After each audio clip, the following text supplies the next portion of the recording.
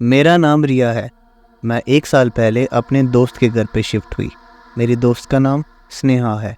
वो एक छोटे से घर पे रहती थी और उसके घर के आसपास और कोई घर नहीं था। स्टार्टिंग में तो सब ठीक था, पर अचानक कुछ हफ्तों के बाद उसके घर पे कुछ अजीब सी आवाज़ें आने लग गई। कभी कभार जब मैं अपने कमरे में सो रही होती थी तो ऐसा लगता था कि कमरे के बाहर कोई चल रहा है। पहले तो मैं इन बातों को इग्नोर करती थी और अपनी दोस्त को कुछ नहीं बताती थी क्योंकि वो आसानी से डर जाती थी। पर पिछली रात कुछ ऐसा हुआ जिससे मैं बहुत डर गई। मैं अपने कमरे में बैठी हुई थी। रात के करीब 12:15 हो रहे थे।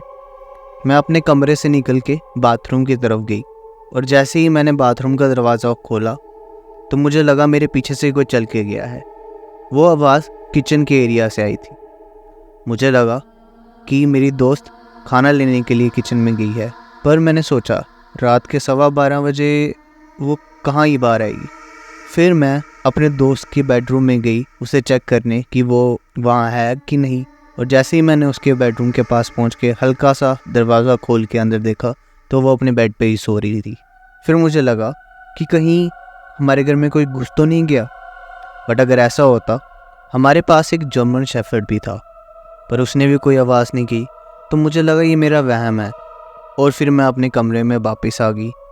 जैसे ही मैंने अपने कमरे का दरवाज़ा बंद किया तो मुझे बाहर से किसी के भागने की आवाज़ आई और ये आवाज़ किचन के एरिया से निकल के मेरी दोस्त के बेडरूम में जाने की थी।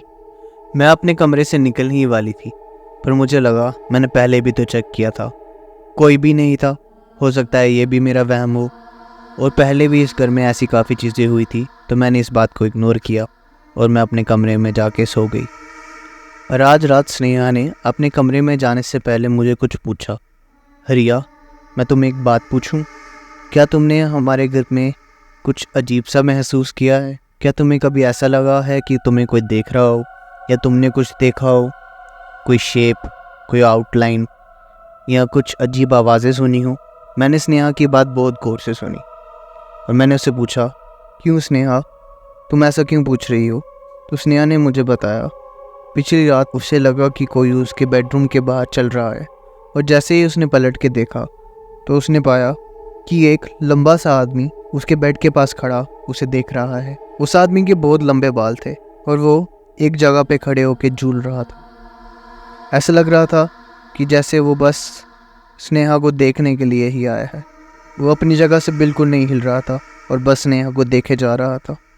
स्नेहा उस टाइम पे बहुत डर गई और उसे समझ नहीं आया वो क्या करे। उसने अपनी चादर ली और अपने फेस के ऊपर डाल ली और थोड़ी देर आंखें बंद रखने के बाद में जब उसने आंखें खोली तो वो आदमी वहाँ से जा चुका था। स्नेहा को ऐसा लगा कि उससे कोई हैलुसिनेशन हुआ है और उसके बाद से हमारे घर पे चीज़ें और भी ख़राब होने लग गई। कभी कभार मुझे ऐसा लगता था मेरे आगे पीछे कोई आदमी चल रहा है। जब मैं मुड़ के देखती थी तो मुझे वो दिखता था और अचानक से गायब हो जाता था। और कभी कभी तो ऐसा लगता था कि किसी ने हमारे कंधे पे छुआ, किसी ने हमारे कान के पास में आके कुछ बोला। अब इस बात को करीब 10 दिन हो चुके थे और रात का टाइम था। अचानक से मेरे और स्नेहा के दरवाजे पे नॉक होता है। हम दोनों को ये आवाज़ जैसे ही सुनाई दी तो हम डर गए। हमें कुछ समझ नहीं आया कि अब हम क्या करें और अचानक से वो आवाज़ और बढ़ गई और फिर हमें एक आवाज़ आती है, क्या तुम मेरे दोस्त बनोगे?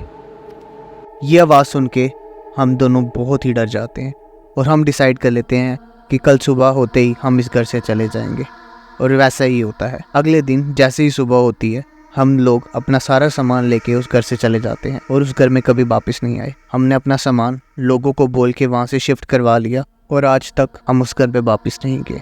और अब हम एक नए घर में रह रहे हैं, पर इस घर में हमारे साथ कुछ भी नहीं हो रहा। हमारी ज़िंदगी बिल्कुल नॉर्मल चल रही है और मैं नहीं चाहती कि ऐसी किसी चीज़ के साथ हमारा फिर सामना हो।